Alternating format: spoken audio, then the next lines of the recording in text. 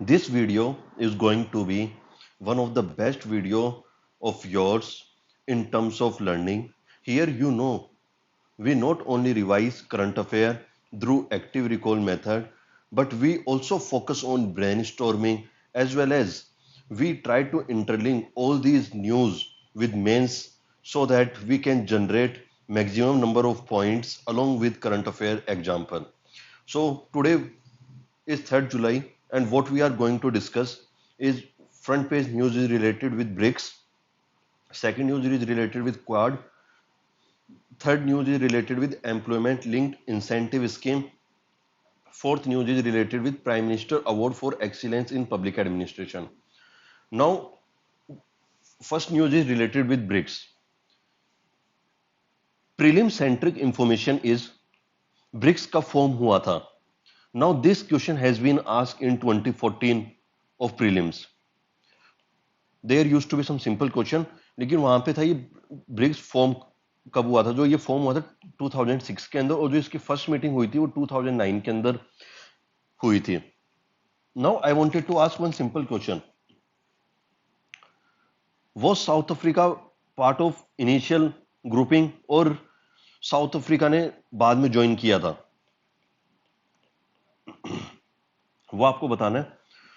Goldman Sachs के एक आदमी थे, उन्होंने इस टर्म को कॉइन किया था. उनका नेम आपको मेंशन करना है या आपको अपने माइंड के अंदर रिकॉल करना है. That is the way you are going to learn.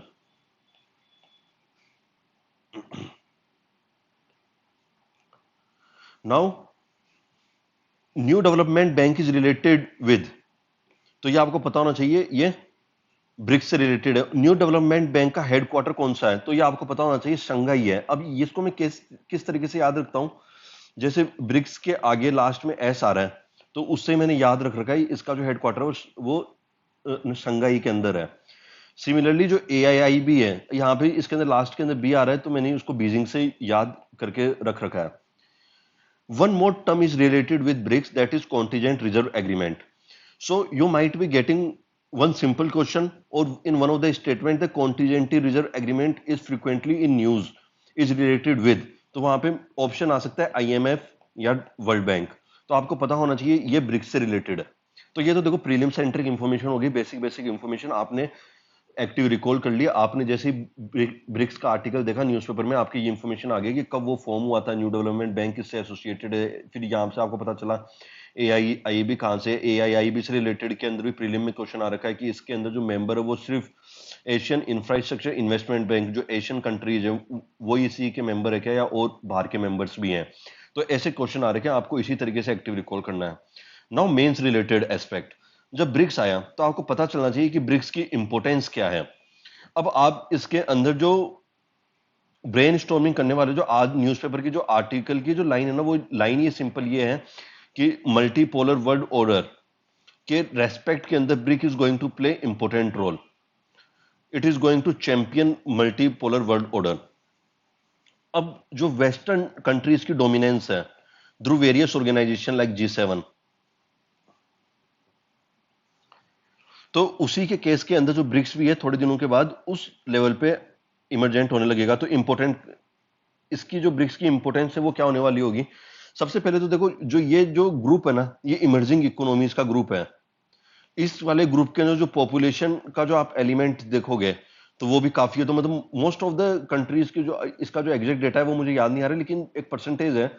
तो वो परसेंटेज इसके अंदर ब्रिक्स के अंदर है, तो वैसे ही ये इंपॉर्टेंट ग्रुप बनने वाला है. सेकेंडली जो डेवलप्ड कंट्रीज है, जो वेस्टर्न कंट्रीज को डेवलप्ड कंट्रीज जनरली कोट कर दिया जाता है, तो और जो डेवलपिंग कंट्रीज के बीच में जो गैप है तो उसके बीच के अंदर ब्रिक्स इंपॉर्टेंट रोल प्ले करने वाला है. जो साउथ साउथ कोऑपरेशन है वहां पे भी ब्रिक्स इंपॉर्टेंट रोल प्ले करने वाला है. At the same time one more council is there, name is business council. तो उससे रिलेटेड जो एस्पेक्ट होते हैं उससे रिलेटेड भी ब्रिक्स हेल्प करने वाला है. वहां पे employment generation, business ideas, startup culture, ये सब जो है. एट द सेम टाइम जो आज हम न्यूज देखने वाले हैं क्वेड के अंदर, वो वाला जो एलिमेंट है वो भी ब्रिक्स के अंदर है कि ये एंटी टेररिज्म जो एक्शन प्लान है उस पर भी ब्रिक्स फोकस करता है.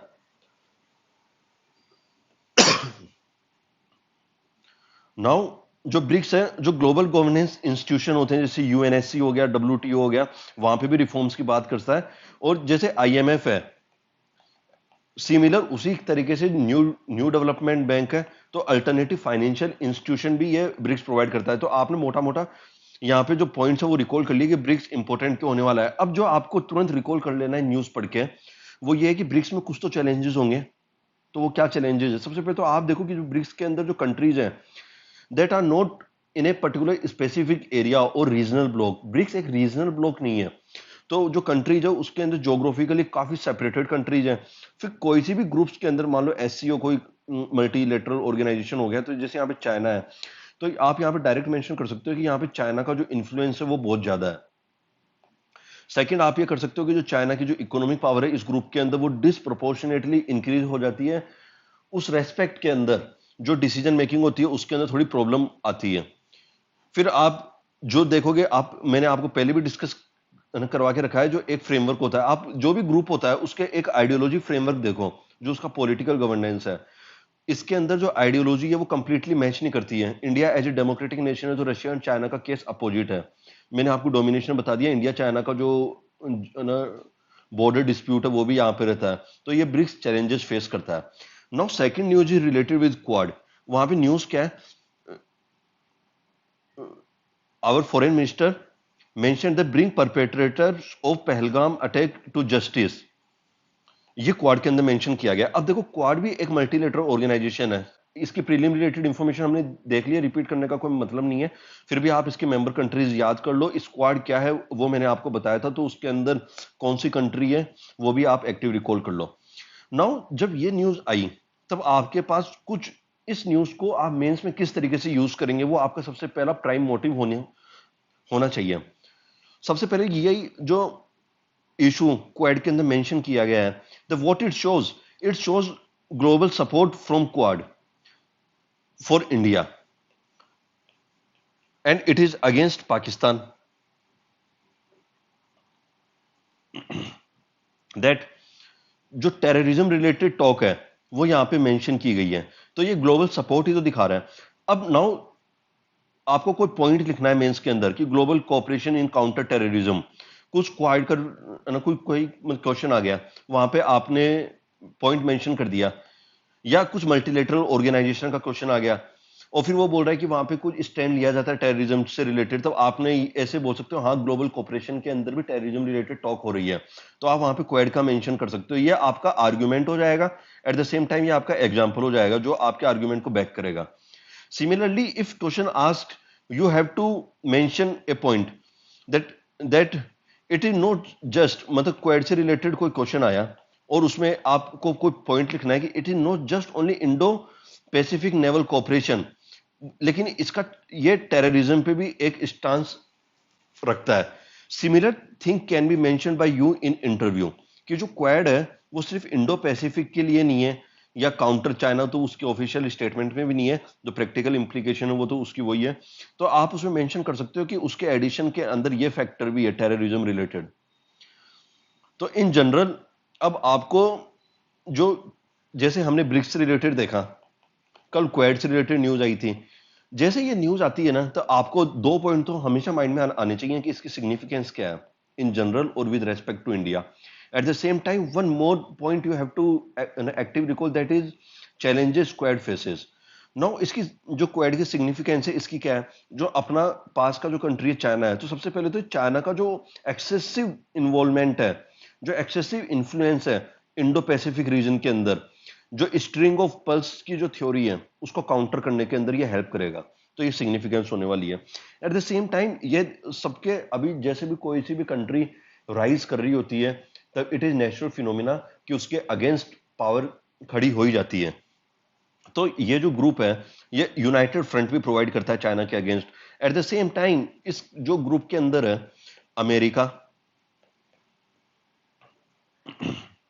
Australia, Japan, so it also provides new world order and at the same time this also supplement our जो नेवल पावर है उसको। तो आप ये सिग्निफिकेंस आप एक्टिव रिकॉल कर सकते हो। चैलेंजेस क्या फेस करेगा ये?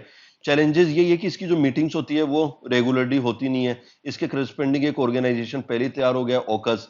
नाउ स्क्वाड भी न्यूज के अंदर आ गया है। और फिर जो जियो पॉलिटिकल इंटरेस्ट है, जो यूएसए की हिस्ट्री रही है, वो भी अलाइन नहीं करती है। हमने पहले भी डिस्कस किया था कि जो जियो स्ट्रेटेजिक इंटरेस्ट है, USA wants it gets aligned with USA interest, but India follows a principle of strategic autonomy that deals with respect to its own intelligence. जैसे ये भी चैलेंज है, जैसे यूएसए का डिफेंस इक्विपमेंट का part हो गया, रशिया की डिफेंस इक्विपमेंट्स का पार्ट हो गया, तो वहां पे कार्डसा करके जो सैंक्शन लगते हैं, तो ये भी एक चैलेंज है कि यहाँ पे ये सब चैलेंजेस आते हैं। ये मैंने आपको इन्फॉर्म कर दिया। और चाइना तो इस ग्रुप को वैसे भी मिनी नाटो करके बोलता है, तो वो भी एक चैलेंज है। जो हमने आज जो फ्रंट पेज की न्यूज थी, जो क्वाड से रिलेटेड थी और जो ब्रिक्स से रिलेटेड थी, हमने इनका प्रीलिम सेंट्रिक इंफॉर्मेशन देखी। देन हमने इसको मेंस पर्सपेक्टिव से इसके चैलेंजेस पॉजिटिव देखे। हमने पर्टिकुलर पॉइंट को किस तरीके से ऑर्गेनाइज करना है मेंस के अंदर, कि जैसे जो ब्रिक्स जो क्वाड है उसके अंदर ये सिर्फ इंडो पैसिफिक का ग्रुप नहीं है, ये टेररिज्म रिलेटेड टॉक भी करता है। तो हमने इस रिलेटेड से मेंस का एंगल डिस्कस कर लिया। This is the only way you are going to revise your whole syllabus of mains as per the news article which are appearing in newspaper. Now next news is related with employment link incentive scheme. Now इसका देखो objective क्या होने वाला है। You have to go with the keywords of this name of the scheme और know like this. सबसे पहले तो ये एम्प्लॉयमेंट अपॉर्चुनिटी को प्रोवाइड करेगा, जो कि सीरियस इशू फेस कर रहे हैं इस time. Eight the same time social security measure भी प्रोवाइड करेगा। यहाँ पे ईपीएफओ बॉडी इन्वॉल्व है, जो कि एम्प्लॉय और एम्प्लॉयर रिलेशन के दोनों के लिए इसके लिए कुछ टर्म्स है। Now see how this question can be asked in prelims. जब प्रीलिम्स से रिलेटेड ये क्वेश्चन आएगा, scheme related question, then what happens, very detailed minute statement will be there. This time also many questions asked like Rashtriya Gokul mission, and in the past various questions asked regarding digital mission, Ayushman Bharat mission. So this is also one of the important scheme which has been mentioned in budget, and certain amount of that scheme now has been released for the employment link incentive scheme. तो prelims के अंदर जो information जो detail के अंदर आएगी वो मैं आपको बता देता हूं कि आप उसको गूगल करके इस न्यूज को, या जो प्रीलिम बूस्टर की जो न्यूज आती है वहां से आप इसको देख सकते हैं, क्योंकि उसको रिपीट करने का फायदा नहीं है यहाँ पे। एट द सेम टाइम मैं आपको इसको लिंक करना सिखाता हूँ। इस न्यूज को लिंक कैसे करोगे आप मेंस में। सबसे पहले तो जो इसका, या तो मेंस के अंदर देखो फैक्चुअल जीएस3 के अंदर फैक्चुअल क्वेश्चन कैन कम, तो वहां पे जब आएगा then you have to utilise your prelims knowledge that employer employee के बीच में क्या मेंशन है, इसके ऑब्जेक्टिव क्या होने वाले हैं। एट द सेम टाइम कि इसके अंदर कुछ क्राइटेरिया है 3000 रुपीज का कि वो एम्प्लॉयर को मिलेंगे, और जो फिर सोशल सिक्योरिटी स्कीम से रिलेटेड है। अब जब ईपीएफओ यहाँ पे मेंशन है तो आपको देखो ये जो ऑर्गेनाइजेशन होते हैं इसको जैसे जैसे न्यूज के अंदर आ रहे हैं वैसे वैसे ही कवर करना है। अब ईपीएफओ स्टैट्यूटरी बॉडी है क्या, या आपको सबसे पहले पता होना चाहिए, या एग्जीक्यूटिव बॉडी है, तो आपको पता होना चाहिए ये स्टैट्यूटरी बॉडी है, ये एक एक्ट से बनी हुई है जो employment provident fund and miscellaneous provision 1952 act से ये बनी हुई है। फिर इसकी मिनिस्ट्री कौन सी है, देखो यहाँ पे आपको आपका जो माइंड है उसको वर्क करवाना ही पड़ेगा। जैसे ये लेबर से रिलेटेड देख रही है, मतलब कुछ भी जो वर्क हो रहा है, तो यहाँ पे ministry of labour and employment करके कुछ मिनिस्ट्री है। तो इस तरीके से आपको सोचना है कि इससे रिलेटेड ये और किस किस के मिनिस्ट्री के अंदर आ सकता है। तो आपको पता चल गया होगा कि ईपीएफओ एज एन ऑर्गेनाइजेशन किस तरीके से स्टैटिक इंफॉर्मेशन उसके काम में आ गई, क्योंकि इस न्यूज के अंदर ईपीएफओ बॉडी मेंशन है। नाउ यह मेंस में आप किस तरीके से यूटिलाइज करोगे, देखो सिंपल है, अब तक तो आप सीख भी गए होंगे कि एम्प्लॉयमेंट जनरेशन से कोई क्वेश्चन आए कि government, what are the steps that government taking for employment generation. आपको इंटरव्यू के अंदर भी पूछ सकते हैं, is there anything which was mentioned in budget with respect to employment generation. तो आप वहां पे इस स्कीम का मेंशन कर सकते हैं, एकदम करंट ओरिएंटेड स्कीम हो जाएगी जो बजट के अंदर मेंशन है। Further, what you can use like this, if you are talking about formalization of workforce, say after LPG reforms, what happened is informalization has gone to a large extent, and with the rise of gig economy, informalization has also increased. Freelancing work has increase, gig economy as a concept has come in the picture. अब देखो ये आपने यहाँ पे relate किया है इस चीज को कि मेरे को यहाँ पता चला कि आप फॉर्मलाइजेशन ऑफ वर्कफोर्स के लिए है, तो आपको ये पता होना चाहिए कि इनफॉर्मल वर्क होता क्या है नहीं, और जो अनऑर्गेनाइज वर्क होता क्या है। ये वैसे तो सोशियोलॉजी के टर्म्स हैं और मतलब उसके अंदर आपको नेटिग्रिटीज पता चलेगी, लेकिन अब जैसे मैंने यहाँ पे देखा इस स्कीम के अंदर फॉर्मलाइजेशन ऑफ वर्क की बात की गई है, तो मैंने इनफॉर्मल वर्क देखा कि इनफॉर्मल वर्क की हिस्ट्री क्या है, प्रेजेंट में इनफॉर्मल वर्क क्यों राइज हो रहा है, कौन से एजुकेशन सेक्टर के अंदर इनफॉर्मल वर्क है या नहीं है, सॉरी एग्रीकल्चर सेक्टर के अंदर। तो आपको वो पता चलेगा कि ये वाली इसकी फॉर्मलाइजेशन ऑफ वर्कफोर्स के लिए भी काम करेगी, और जो एमएसएमई है और जो लेबर इंटेंसिव सेक्टर वहां पे भी जो लेबर प्रोवाइड होगी इस वाली स्कीम से। आप जीएस2 में जो पॉलिसी इंटरवेंशन है, जो वेलफेयर पॉलिसीज होती है, वहां पे भी इस वाली स्कीम को यूज कर सकते हो। एट द सेम टाइम जब डेमोग्राफिक डिविडेंड की बात करोगे कि डेमोग्राफिक डिविडेंड की किस तरीके से यूज होगा, जब आप अपने फ्रेंड सर्कल के अंदर बात करोगे, then you can discuss that this scheme was in news and this scheme was related with employment generation as well as for the formalisation of workforce. If we are going to implement such a scheme, then in the long term it is going to benefit nation as a whole. So what I am saying that you have to collect 15 to 20 point. In this way you can generate a answer. You have to, if you are writing this examination in Hindi, then you have to speak like this in Hindi, and if you are going to write this examination in English, then you have to recirculate all those 10 to 15 point, and in this way you are going to answer in your mains answer sheet. ये जो keywords है बस उसको वहां पे mention करना है, point form में आपको आंसर लिखना है, सब पार्ट डिवाइड करना है, इसी तरीके से आंसर चलता है। तो आपको देखो कितने सारे टर्म्स अब तो न्यूज में आने भी लग गए होंगे, आपने जो प्रीलिम स्पेसिफिक न्यूज थी आपने उसको मेंस से रिलेटेड लिंक करना सीख भी लिया होगा, और आपको इस तरीके से डायरेक्ट क्वेश्चन पूछा जा सकता है, steps taken by the government to address rising unemployment. Now next news is related with prime minister award for excellence in public administration. अब यहाँ पे कौन से डिपार्टमेंट ने ये स्कीम, जो ये प्रोग्राम लॉन्च किया है, आपको पता है? तो उसका नाम स्टार्ट होता है DARPG, department of administrative reforms and public administration, public grievances ऐसे करके उस डिपार्टमेंट का नेम है। नाउ ये जो न्यूज है, अब इसमें आ सकता है ये किस किस कैटेगरीज के अंदर ये अवार्ड देती है। तो यहाँ पे 3 कैटेगरीज हैं।